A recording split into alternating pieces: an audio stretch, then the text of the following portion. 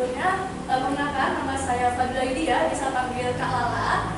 Kemudian di sampingnya saya di sini ada Satria Adijaya Pamudana, bisa dipanggil Kak Satria. Bisa ada dulu Pak. Hai. Baik, terus di sampingnya lagi ada Kak Eka Rizky Agelia, bisa dipanggil Kak Eka. Bisa ada dulu Pak. Yang terakhir kemudian ada Kak Putri Sriwayunisi, bisa dipanggil Kak Putri, bisa halo lebih dulu Kak. Nah, kakak-kakak di sini yang kakak teman-teman saya di sini mau melakukan edukasi pada kalian tentang mengenai tubuhku hakku, yang berarti kita akan melakukan edukasi pada teman-teman mengenai apa sih pelajaran seksual itu. Mungkin pelajaran seksual cukup umum ya, mungkin semuanya pernah dengar lah ya pelajaran seksual itu apa dan sebagainya. Nah, dan juga bagaimana sih kita mencegah pelajaran seksual itu. Nah, sebelum kita mau memasuki pada materi yang akan kita berikan, kita pengen tahu nih seberapa pahamnya kalian sih tentang pelajaran seksual dan juga keyakinan diri. Nah, di sini kita menyediakan kualitas untuk teman-teman. Mungkin untuk teman-teman bisa menyediakan menyalakan HP-nya terlebih dahulu, bisa share yang ada di atas ini.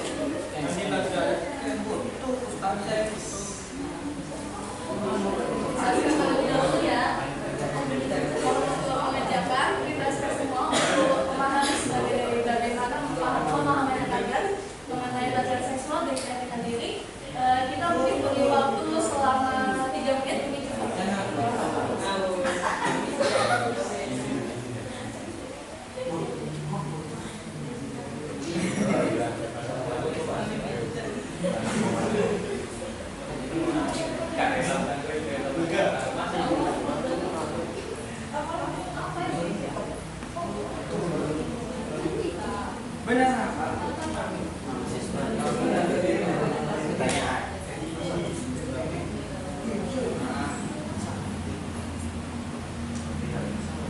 Bisa semua kan?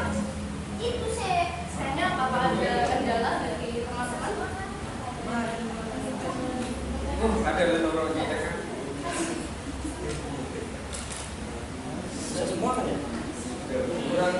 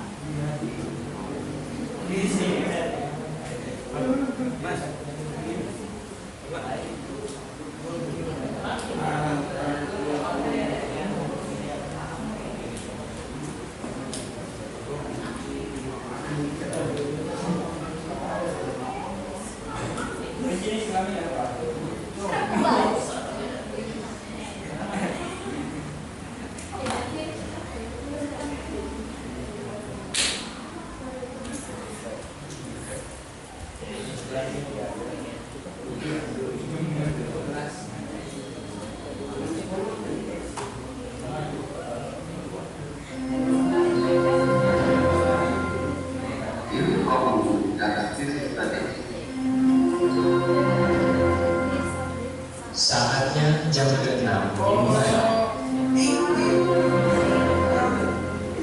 It's time to begin your sixth lesson.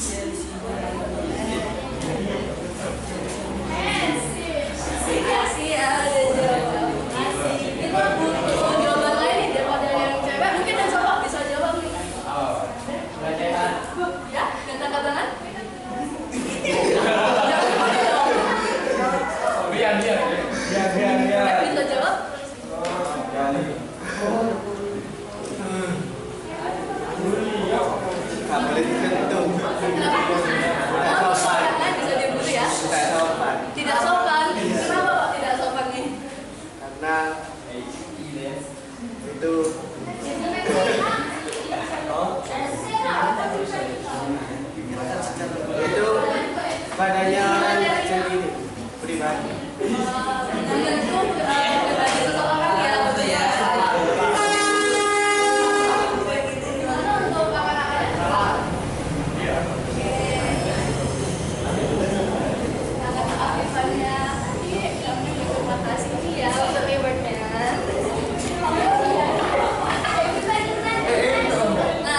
benar nih,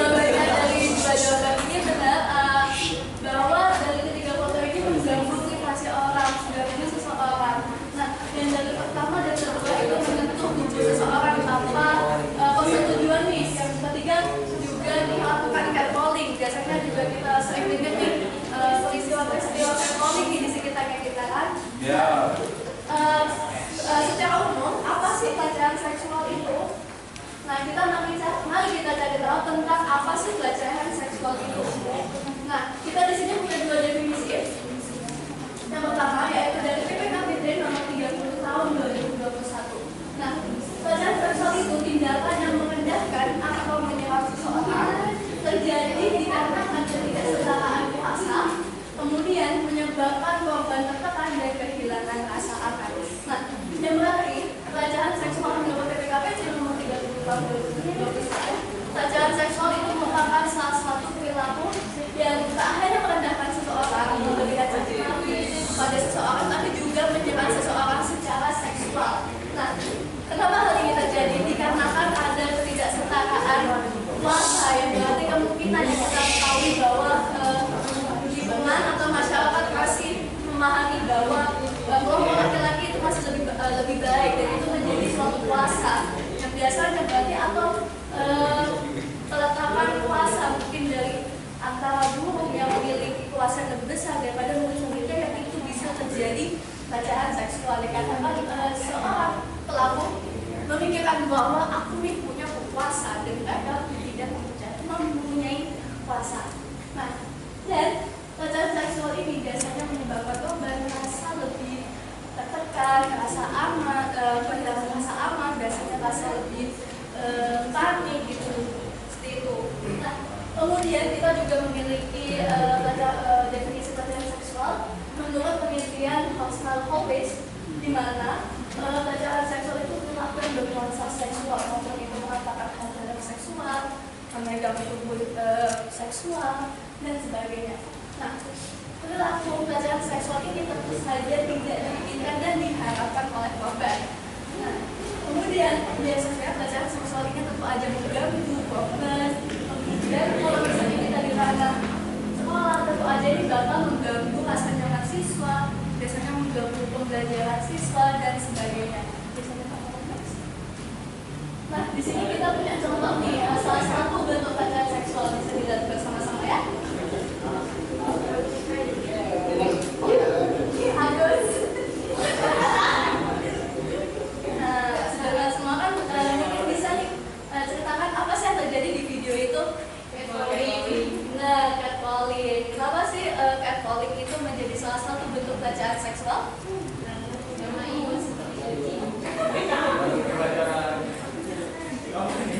Nah, catcalling walaupun sebatas mengkiu-kiu cewek itu biasanya pasti tentu aja mengganggu kan buat cewek-cewek, padahal tidak diharapkan juga gitu. Nah, tentu aja biasanya ini mereka memberikan secara tanda petik itu seperti pujian, dan padahal itu bukan pujian gitu. Dan mereka tuh lontarkan kepada korban, sehingga biasanya mereka tuh merasa terganggu, tidak nyaman. Aduh, apa sih kok panggil-panggil kayak gitu? Kepada kan itu merasa korban itu merasa terganggu. Makanya salah satu catcalling ini merupakan salah satu bentuk pelecehan secara verbal. Nah, apa sih dampak pelecehan seksual? Berdasarkan aspek psikologisnya. Nah, yang pertama yaitu gangguan emosi atau mental, yang biasanya korban jika merasakan suatu traumatis, mereka bakal merasa dampak secara emosi. Biasanya mereka merasakan kecemasan yang berlebihan, merasakan ketakutan yang berlebihan, dan itu membuat trauma yang jangka panjang. Kemudian yaitu ada dampak kognitif atau perhatian. Biasanya jika suatu korban mengalami hal yang traumatis, mereka juga keganggu nih, karena mereka selalu ingat momen traumatisnya. Biasanya mereka bakalan gampang kehilangan perhatian atau susah untuk fokus, dikarenakan mungkin mereka terlalu trauma sehingga selalu terganggu dengan momen-momen di mana mereka terkena pelecehan seksual. Kemudian yaitu ada dampak perilaku. Seorang korban biasanya memiliki perilaku yang mungkin cukup drastis berubah, seperti mungkin isolasi diri karena merasa takut dan sebagainya. Kemudian ada juga dampak psikososial, yang berarti di mana masyarakat itu memiliki pandangan berbeda terhadap seorang terhadap korban. Jadi biasanya karena mengisolasi diri, mereka juga akan kesusahan untuk mendekati seseorang atau mendekati seseorang secara personal, secara persahabatan, dikarenakan mereka masih merasa takut dikarenakan momen traumatis itu. Nah, bisa jadi. Nah, baik, mungkin dari sini apakah sudah paham ya tentang pelecehan seksual? Nah, adik-adik sudah menerima kertas ya. Jadi di depan adik-adik merupakan kertas evaluasi dan untuk mengevaluasi dari saya dan juga rekan-rekan kita selama kita presentasi di depan ini. Nah, karena kita udah mengulik nih tentang fenomena pelecehan seksual, mungkin agak suntuk ya, kantuk mungkin. Makanya karena kita akan ada melakukan icebreaking. Nah, icebreaking akan dilakukan oleh rekan saya, maka akan saya berikan kepada rekan saya.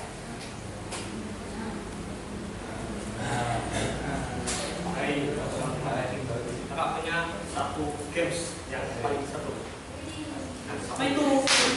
Nah, ini kita harus bernyanyi sambil kita memberikan barang ini ke samping ke teman-teman. Nah, terus jika musiknya itu sudah diam, maka saya akan menunjuk satu orang untuk saya akan mengambil dua orang, satu laki, satu perempuan. Oke, dari sini kita nyanyi. Kalau lupa dari mana? Dari sini ya. Oke, satu, dua, tiga.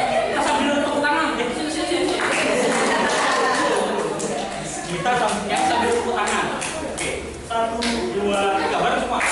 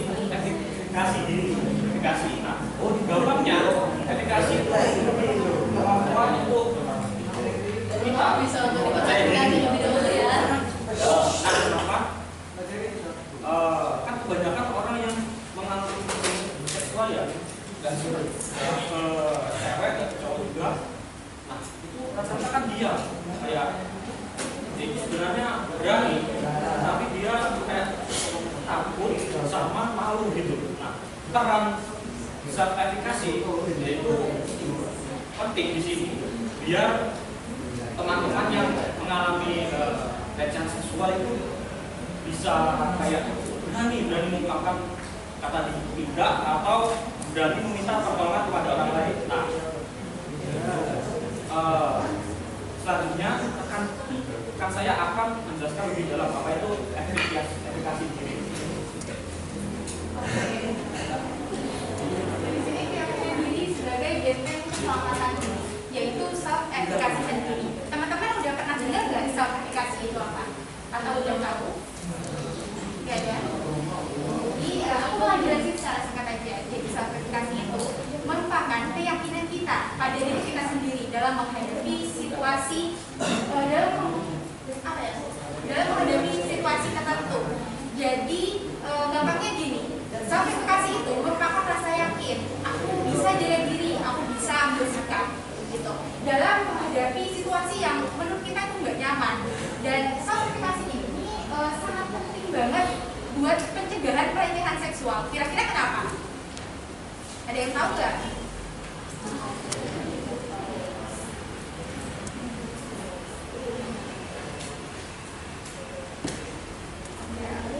Ada yang tahu?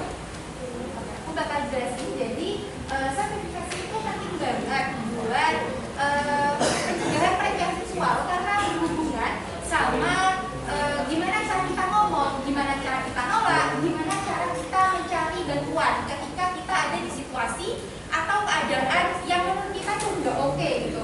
Nah, self efficacy ini ada tiga dimensi. Yang pertama itu ada level, yang kedua ada generality, yang ketiga yaitu ada strength. Apa sih level itu? Level itu merupakan tingkatan keberanian kita dalam menghadapi situasi yang berbeda-beda kesulitannya. Jadi kita menilai sendiri jika situasi itu makin sulit, maka semakin tinggi juga tingkat keberanian kita yang kita butuhkan. Misal ada yang ngajak kita ke hal yang menurut kita tuh gak pantas gitu ya, kita menolak atau pergi. Yang kedua, ketika ada yang membuat kita takut atau membuat kita udah gak nyaman gitu ya, kita cari bantuan atau lapor. Dari keduanya ini jelas berbeda levelnya. Yang pertama yaitu menolak atau pergi, yang kedua itu yaitu mencari bantuan atau lapor. Namun setiap orang memiliki tingkatan keberanian yang berbeda-beda. Ada yang udah berani ngomong, ada juga yang udah berani ambil tindakan atau mencari bantuan atau lapor. Namun hal itu tidak salah, dikarenakan keberanian itu ada prosesnya. Dan yang kedua yaitu generality. Hal ini merupakan keberanian kita di semua situasi, gak cuma di situasi tertentu aja.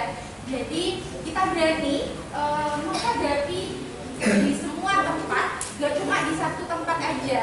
Contohnya, kita bisa jaga diri di sekolah. Misalnya ada temannya yang melakukan tindakan atau perilaku yang membuat kita gak nyaman gitu ya.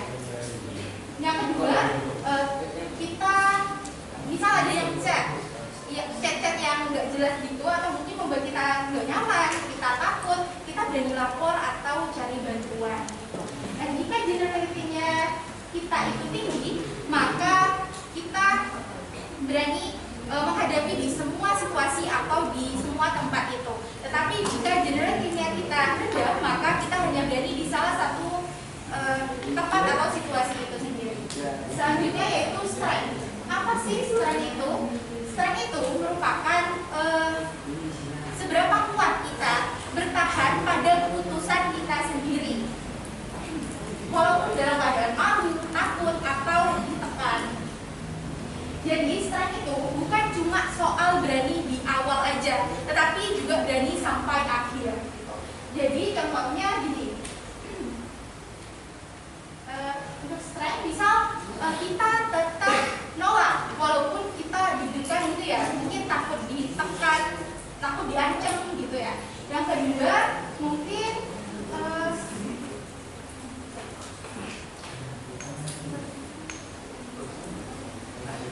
oke, aku lanjut langsung aja ya. Jadi kalau misal strength kita itu kuat, maka kita gak gampang goyah. Kita tetap bisa jaga diri. Sedangkan kalau strength kita itu lemah, kita itu gampang banget goyah dan kita nggak bisa jaga diri, bahkan bisa aja akhirnya kita diem aja gitu dalam situasi itu sendiri. Jadi teman-teman, berani itu nggak harus ke hal-hal yang besar dulu, bisa dari hal kecil, bisa dari ngomong aja dulu, atau kita nolak pergi ketika mendapatkan tindakan itu sendiri. Jadi yang paling penting itu kita harus sadar kalau kita itu berhak untuk aman. Untuk keberanian itu sendiri yaitu bisa dilatih secara pelan-pelan saja. Oke, selanjutnya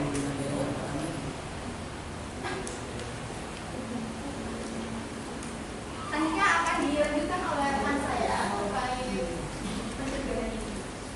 Nah, baik teman-teman, tadi kan udah dijelasin nih gimana caranya mencegah pelecehan seksual ya kan. Tadi udah dijelasin apa itu pelecehan, gimana jenis-jenisnya, lalu tadi udah disampaikan nih cara mencegah pelecehan itu gimana sih, ya kan?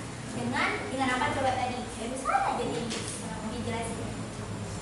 Iya, benar. Iya, jelas. Sertifikasi ya kan? Nah, sertifikasi itu apa sih? Ulas lagi nih, apa tuh? Betul, boleh dong Kak jajannya satu Kak.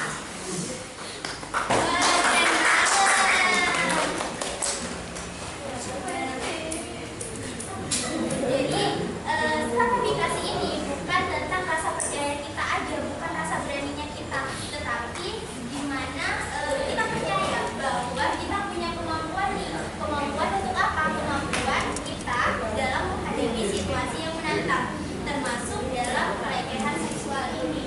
Nah, lalu setelah definisi, setelah dimensinya, teman-teman pasti penasaran juga ya kan? Penasaran nggak sama edukasi itu dapatnya dari mana? Sumbernya dari mana? Kenapa? Oh, penasaran. Oke, cowok-cowok penasaran apa enggak? Enggak. Jadi ada yang tahu nggak teman-teman sertifikasi itu sumbernya dari mana? Gimana? Betul, dari diri sendiri nih Kak, jajannya lagi Kak.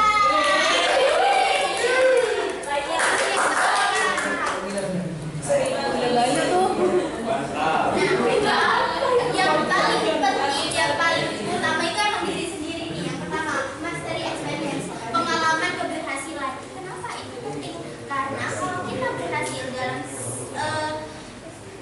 mengalami ketika kita menghadapi situasi, terus kita berhasil nih melewatinya. Nah, hal itu juga dijadikan patokan buat kita nih, kalau kita tuh pasti berhasil menghadapi situasi ini. Contohnya yaitu kalau tadi contohnya kan catcalling nih, misal sama kita pulang sekolah terus ada yang catcalling cewek gitu kan, lagi jalan cewek piu-piu gitu, didiemin kok, oh sinilah gitu, didiemin kok malah tambah ini, woi sinilah cewek cantik kayak gitu, dan kita ngerasa nggak nyaman. Nah itu, dari hal itu terus kita berani menolong nih, gini, hey kamu jangan ngomong seperti itu, kalau aku ngerasa nggak nyaman kayak gitu, kita polotin terus kita ngomong kayak gitu. Nah hal itu ketika si pelaku ini udah diam, udah injek nih ya, nah itu bisa menjadi mastery experience karena kita berhasil nih, oh aku bisa loh menghadapi situasi catcalling tadi gitu. Lalu yang kedua ada social modeling. Di mana social modeling ini, ada yang tahu nggak? Social modeling itu nggak tahu ya teman-teman, belum tahu social modeling. Nah social modeling ini merupakan pengamatan terhadap orang lain.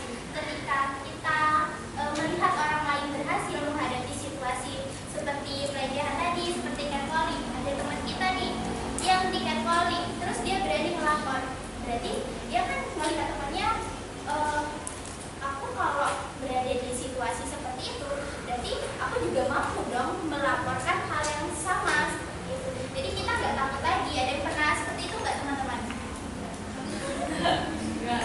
Oh enggak. Semoga nggak pernah ya teman-teman, langsung di sini adalah berani melaporkannya aja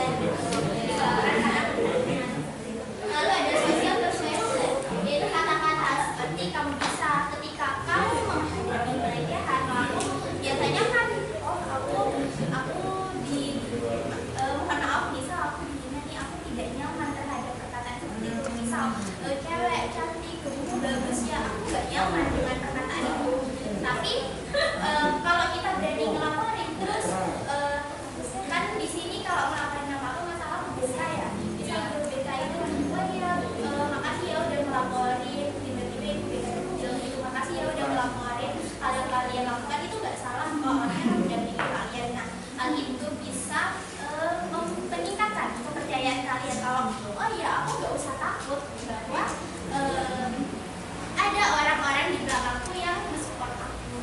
Lalu selanjutnya ada psychological response, itu mengelola rasa cemas, takut, jadi regulasi emosinya nih. Nah, kan kalian udah SMK ya kan, udah SMA, udah gitu kan, pastinya juga belajar regulasi emosi. Jadi misal kalian kalau bisa meregulasi emosi dengan baik, pastinya kalian juga memiliki stabilitas yang tinggi. Selanjutnya kan ciri-ciri orang yang memiliki self-efficacy tinggi sama rendah.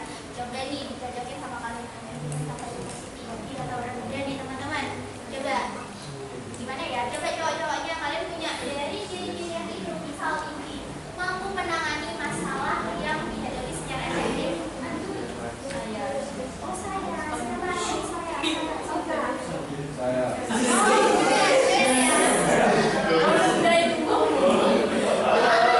Berarti si Masnya ini siapa Mas namanya? Oh, Agus. Berarti Mas Agus punya sertifikasi yang tinggi ya, kalau mampu menangani masalah yang dihadapi secara efektif. Lalu selanjutnya yaitu ada yakin terhadap kesuksesan dalam menghadapi masalah. Kita yakin kalau kita bisa menghadapi masalah. Lalu ada masalah itu dipandang sebagai suatu tantangan, itu bukan suatu hambatan. Kalau aku bisa menghadapi masalah, ya itu tantangan, bukan hambatan aku buat. Lalu ada juga dalam menyelesaikan masalah, yaitu percaya pada kemampuan yang dimilikinya. Juga orang yang memiliki stabilitas tinggi itu cepat bangkit dari masalah.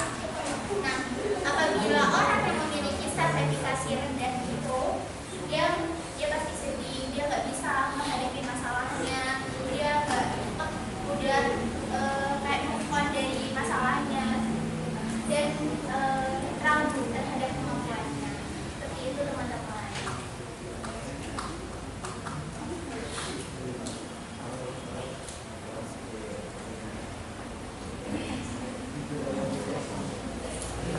Selanjutnya akan dijelaskan oleh Wih, udah di penghujung acara nih, udah kita tahu nih tentang apa sih pelecehan seksual dan bagaimana kita membedakan pelecehan seksual.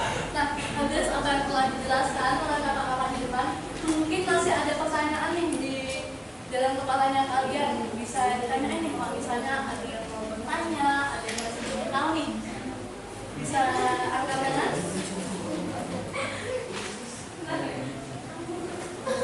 Sepertinya kan di bawah itu ada pertanyaan kok ada. Mungkin Mas ini mungkin. Itu Tanya. banyak pengalaman ya. Awalnya Apa ini maksudnya?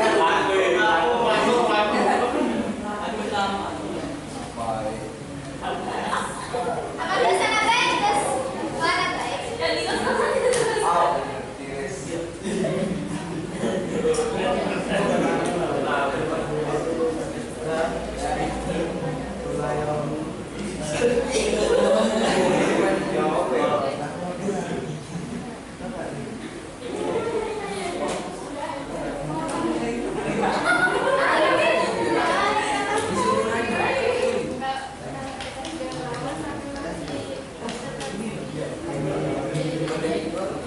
misalnya kita udah melawan tapi masih bisa dilanjutkan. gimana kalau kita udah melawan tapi masih dalam konteksnya teman gitu, misal kerja sama apa gitu orang asing. Nah, kalau misal kita udah melawan tapi Mohon perhatiannya ya. oh iya maaf, mohon perhatiannya nih, ada temennya ada yang nanya nih, gimana misalnya kalau kita udah berani melawan pelecehan seksual, pelecehan secara verbal yang mungkin ya yang sering terjadi ya kan teman-teman, dan terus kita udah berani ngelawan tapi masih sering aja masih belum berhenti juga nih di pelakunya, gimana caranya? Nah caranya yaitu melapor pada orang yang terpercaya. Siapa yang kamu percaya itu? Nah, kamu cerita dulu nih gimana apa yang kamu alami, lalu ciri-ciri pelakunya itu seperti apa. Misal kamu dapat orang terpercaya dan kamu dapat pendampingan dari orang itu, misal di sekolah kan ke BK gitu kan ya. Nah terus kamu dapat pendampingan dari BK, kalau misal tetap pelakunya tetap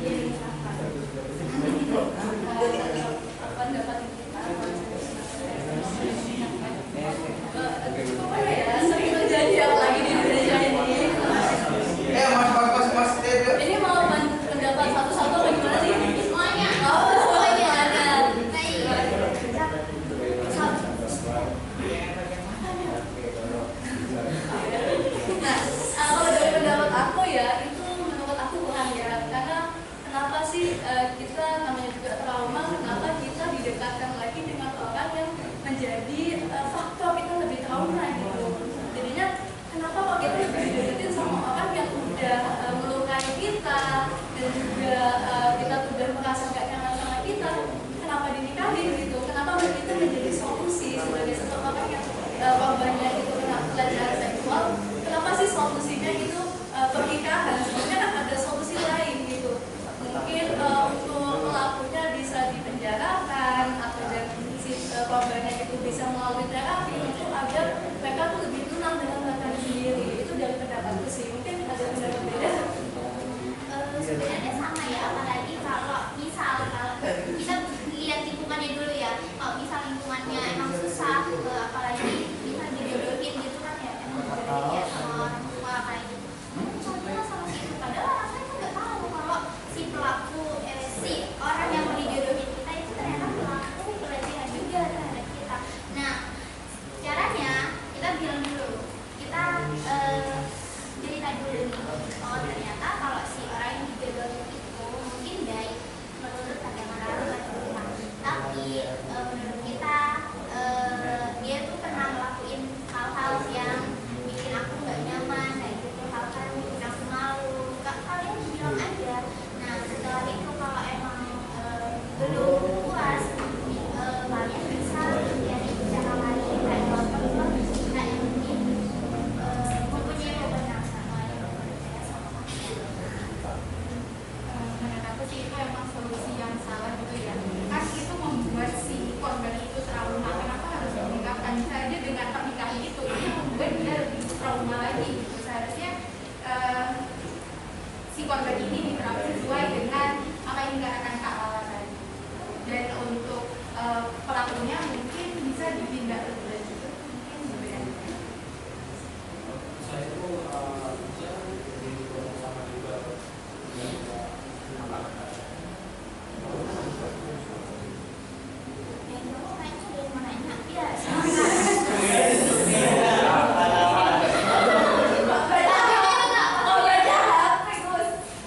Bagaimana tanggapan Bapak kalau misal ada anak perempuan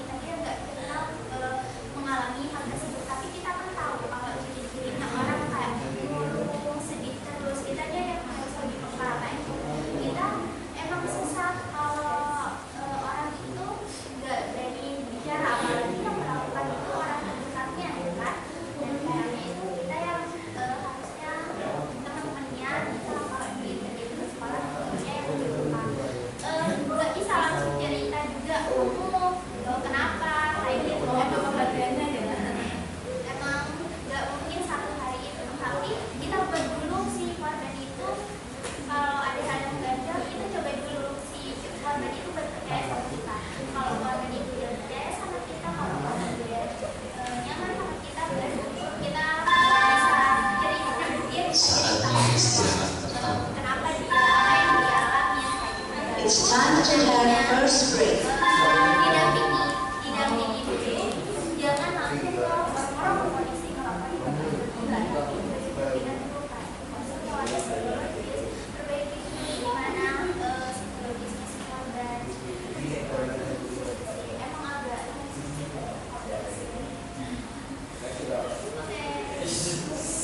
Mungkin untuk Q&A kita akhiri di sini ya. Rupanya kita dari penghujung acara ya, tidak sadar dari penghujung acara. Mungkin sebelum saya tutup, untuk rekan-rekan saya bisa mengambil evaluasi ini yang dipegang oleh ada dua kok, ada empat dan iya ada Pak.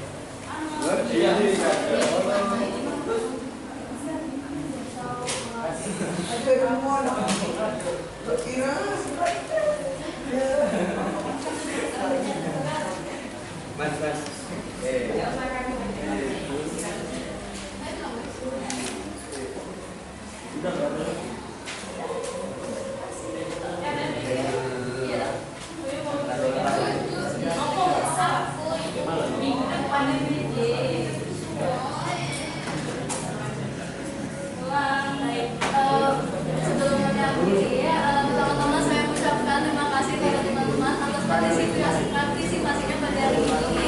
Saya harapkan semoga belajarnya lancar untuk kedepannya. Tanya-tanya bagus untuk kedepannya dan sehat selalu. Baik, baik. Mungkin sebelum saya akhiri ada proses terlebih dahulu ya. Tes terakhir.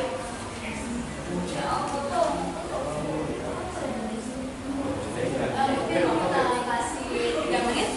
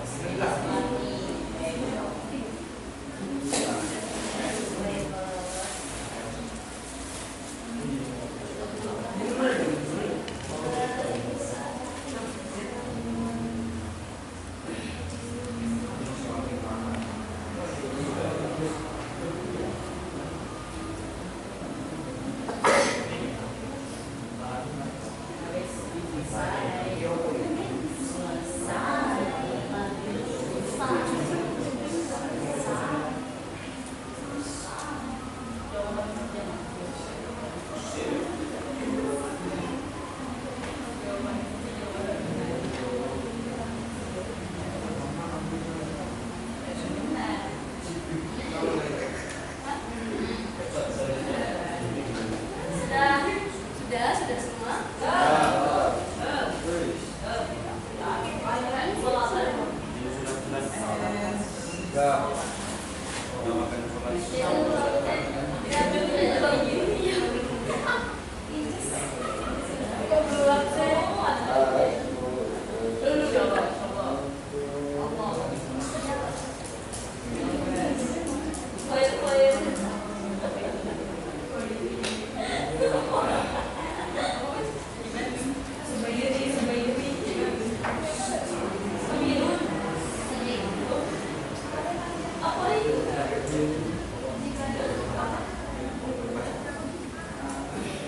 Garang sih gitu.